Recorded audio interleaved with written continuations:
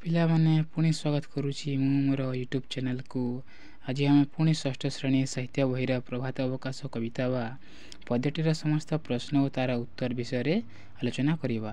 ଭିଡ଼ିଓକୁ ଆରମ୍ଭ କରିବା ପୂର୍ବରୁ ଚ୍ୟାନେଲଟିକୁ ସବସ୍କ୍ରାଇବ୍ କରିଦିଅ ଓ ବେଲ୍ ଆଇକନ୍ ବଟନକୁ ମଧ୍ୟ ପ୍ରେସ୍ କରିଦିଅ, ଯାହାଫଳରେ ଆମର ସମସ୍ତ ଭିଡ଼ିଓ ତୁମମାନଙ୍କ ପାଖରେ ସର୍ବପ୍ରଥମେ ପହଞ୍ଚି ପାରିବ ଓ ତୁମେମାନେ ଦେଖିପାରିବ। ତ ଚାଲନ୍ତୁ ଭିଡ଼ିଓଟିକୁ ଶୁରୁ କରିବା। ଭିଡ଼ିଓଟିକୁ ଆରମ୍ଭ କରିବା ପୂର୍ବରୁ ଆମେ ତା'ର କବି ବନମାଳୀ ଦାସଙ୍କ ବିଷୟରେ କିଛି ଜାଣିନେବା। ବନମାଳୀ ଦାସ ଅଷ୍ଟାଦଶ ଶତାବ୍ଦୀରେ ଜଣେ ଭକ୍ତ କବି ଥିଲେ। ସେ ପୁରୀରେ ବାସ କରୁଥିଲେ ଆଉ ସେ ଗୋଟିଏ ବାସ କରୁଥିଲେ ପୁରୀରେ ରହୁଥିଲେ। ଜଗନ୍ନାଥଙ୍କ ସେବକ ଭାବରେ ସେ ବହୁ ଭଜନ ଓ ଜଣାଣ ରଚନା କରିଥାନ୍ତି। କୃଷ୍ଣଙ୍କୁ ନେଇ ମଧ୍ୟ ସେ ଅନେକ କବିତା ଲେଖିଛନ୍ତି। ତାଙ୍କ କବିତା ଗୁଡ଼ିକ ସରଳ ଓ ସଙ୍ଗୀତମୟ। ସମସ୍ତ କବିତାକୁ ବନମାଳୀ ପଦାବଳୀ ନାମରେ ଏକତ୍ର କରାଯାଇଛି, ଛପାଯାଇଛି। ଆଉ ସମସ୍ତ କବିତାକୁ କେଉଁଠି ବନମାଳୀ ପଦାବଳୀରେ ଲେଖାଯାଇଛି। ତ ଏବେ ଆମେ ତା'ର ସମସ୍ତ ପ୍ରଶ୍ନ ଉତ୍ତରକୁ ଆଲୋଚନା କରିବା। ପ୍ରଶ୍ନ ନମ୍ବର 1ର କରେ ଅଛି, ସକାଳେ ହେବାରୁ କେଉଁ କେଉଁ ପକ୍ଷୀ ରାବିଲେ? କେଉଁ କେଉଁ ପକ୍ଷୀ ରାବିଲେ? ଏହାର ଉତ୍ତର ହେବ, ସକାଳେ ହେବାରୁ ଶୁଆ, କାଉ, କୋଇଲି ଓ କୁକୁଡ଼ା ଆଦି ପକ୍ଷୀମାନେ ରାବିଲେ। ପ୍ରଶ୍ନ ନମ୍ବର ଖ, ମାତା ଯଶୋବନ୍ତୀ ଶ୍ରୀକୃଷ୍ଣଙ୍କୁ କେଉଁ ସବୁ ଖାଦ୍ୟ ଖୁଆଇବେ ବୋଲି କହିଛନ୍ତି? ଉତ୍ତର, ମାତା ଯଶୋବନ୍ତୀ ଶ୍ରୀକୃଷ୍ଣଙ୍କୁ କଦଳୀ, ଲହୁଣୀ ମିଶ୍ରିତ ପେଡ଼ା, ରାବିଡ଼ି ଏବଂ ଖଣ୍ଡ ଓ ସ୍ୱର ପ୍ରଭୃତି ଖୁଆଇବେ ବୋଲି ମଧ୍ୟ କହିଛନ୍ତି। ପ୍ରଶ୍ନ ନମ୍ବର ଗ, ଶ୍ରୀକୃଷ୍ଣ କେଉଁ କାରଣରୁ ପଥଶ୍ରମ ପାଇଁ ଅଧିକ ସମୟ ଶୋଇଯାଇଛନ୍ତି? ଉତ୍ତର, ଶ୍ରୀକୃଷ୍ଣ ଗତକାଲି ବାଛୁରୀ ଚରାଇବାକୁ ଯାଇ ପଥଶ୍ରମ ପାଇଁ ଶରୀରରେ ଦୁର୍ବଳତା ଅନୁଭବ କରିଛନ୍ତି। ତେଣୁ ଅଳସରେ ଅଧିକ ସମୟ ଶୋଇଯାଇଛନ୍ତି ବୋଲି ଯଶୋଦା କହିଛନ୍ତି। ପ୍ରଶ୍ନ ନମ୍ବର ଘ, କେଉଁମାନେ ସିଂହଦ୍ୱାର ନିକଟରେ ଥାଇ ଶ୍ରୀକୃଷ୍ଣଙ୍କୁ ଡାକୁଛନ୍ତି? ତ ଏହାର ଉତ୍ତର ହୋଇଯିବ, ଗୋପାଳ ବାଳକମାନେ ସିଂହଦ୍ୱାର ନିକଟରେ ଥାଇ ଶ୍ରୀକୃଷ୍ଣଙ୍କୁ ଡାକୁଛନ୍ତି। ତ ଏବେ ଆମେ ଯିବା ପ୍ରଶ୍ନ ନମ୍ବର 2। 2ର କ ହେଉଛି, କେଉଁ କେଉଁ ପକ୍ଷୀ ଶ୍ରୀକୃଷ୍ଣଙ୍କୁ ରାତି ପାହିଯିବାର ସୂଚନା ଦେଉଛନ୍ତି? ଉତ୍ତର, ମନ୍ଦିରରେ ଶୁଆ, ଗଛରେ କାଉ ଓ କୋଇଲି ଏବଂ କୁକୁଡ଼ା ଭଳି ପକ୍ଷୀ ଶ୍ରୀକୃଷ୍ଣଙ୍କୁ ରାତି ପାହିଯିବାର ସୂଚନା ଦେଉଛନ୍ତି। ପ୍ରଶ୍ନ ନମ୍ବର ଖ, ଶ୍ରୀକୃଷ୍ଣ ନିଦରୁ ଉଠିବା ପରେ ମା ଯଶୋଦା କ'ଣ କରିବାକୁ କହୁଛନ୍ତି? ଏହାର ଉତ୍ତର ହୋଇଯିବ, ଶ୍ରୀକୃଷ୍ଣ ନିଦରୁ ଉଠିବା ପରେ ମା ଯଶୋଦା ଝୁରିରେ ରଖିଥିବା ସୁଗନ୍ଧଯୁକ୍ତ ଜଳରେ ତାଙ୍କ ଶ୍ରୀମୁଖକୁ ଧୋଇଦେବେ।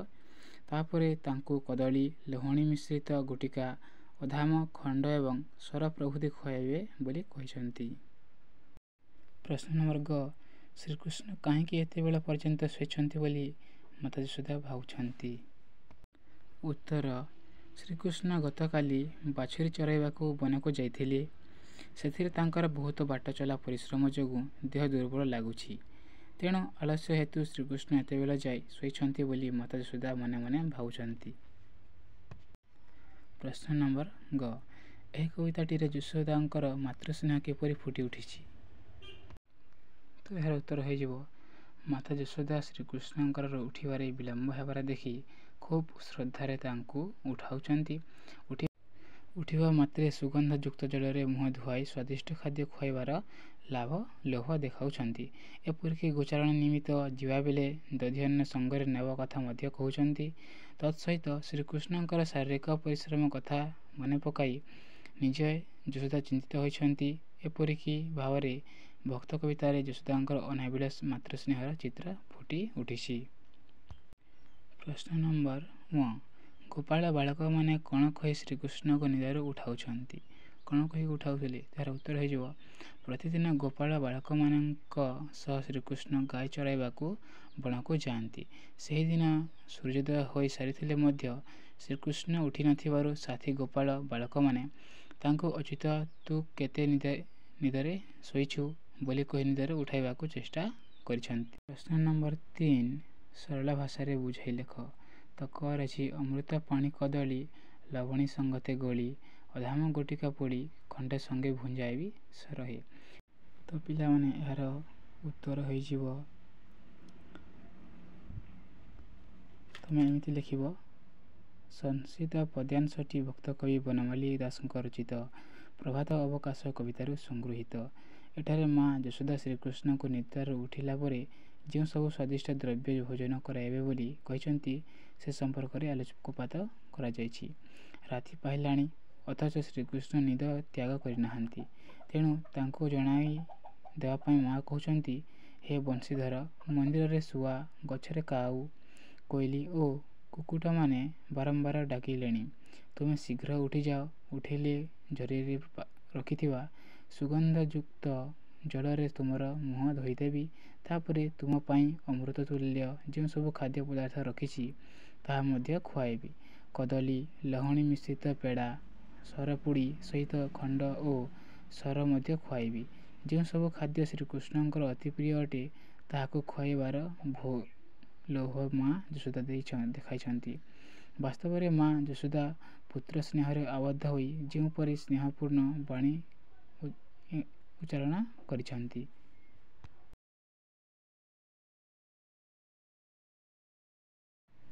ପ୍ରଶ୍ନ ନମ୍ବର ଖ। ବାଛୁରୀ ଚରାଇ ଯାଇ କାଲି ପଥ ଶ୍ରମ ପାଇ ଅଳସରେ ଅଛୁ ଶୋଇ ଅଶକତ ହୁଏ କି ଶରୀର ରହେ? ତ ଏହାର ଉତ୍ତର ହୋଇଯିବ ଉଦ୍ଧୃତାଂଶଟି ଭକ୍ତକବି ବନମାଳୀ ଦାସଙ୍କ ରଚିତ ପ୍ରଭାତ ଅବକାଶ କବିତାରେ ସଂଗୃହୀତ। ଏଠାରେ ଶ୍ରୀକୃଷ୍ଣଙ୍କ ଉଠିବାରେ ବିଳମ୍ବର କାରଣ ସମ୍ପର୍କରେ ମା ଯଶୋଦାଙ୍କ ମନରେ ଯେଉଁ ପ୍ରଶ୍ନବାଟୀ ସୃଷ୍ଟି ହୋଇଛି ତାହା ବର୍ଣ୍ଣିତ ହୋଇଛି। ଦିନେ ଶ୍ରୀକୃଷ୍ଣଙ୍କର ଉଠିବାରେ ବିଳମ୍ବ ହୋଇଛି। ମା ନିଜ ଆଦରର ପୁତ୍ର ଶ୍ରୀକୃଷ୍ଣଙ୍କୁ ଉଠାଇବା ପାଇଁ ଉଦ୍ୟମ କରୁଛନ୍ତି। ସେ କହିଛନ୍ତି ଯେ ପକ୍ଷୀମାନଙ୍କର କଳରବରେ ଚତୁର୍ଦିଗ ମୁଖରିତ ହେଲାଣି, ଏପର୍ଯ୍ୟନ୍ତ ଶ୍ରୀକୃଷ୍ଣ ଶଯ୍ୟା ତ୍ୟାଗ କରୁନାହିଁ।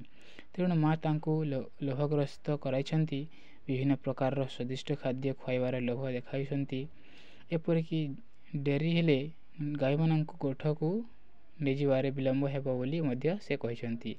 ତଥାପି ମା'ର ମନ ବୁଝିନାହିଁ। ତେଣୁ ସେ ଭାବୁଛନ୍ତି, ଗତକାଲି ବାଛୁରୀ ଚରାଇବାକୁ ଯାଇ ପୁଅ ପଥଶ୍ରମ ହେତୁ ଖୁବ୍ ଦୁର୍ବଳ ହୋଇପଡ଼ିଛି। ତେଣୁ ଶରୀରରେ ଦୁର୍ବଳତା ହେତୁ ଅଳସୁଆ ହୋଇ ସେ ଶୋଇପଡ଼ିଛି।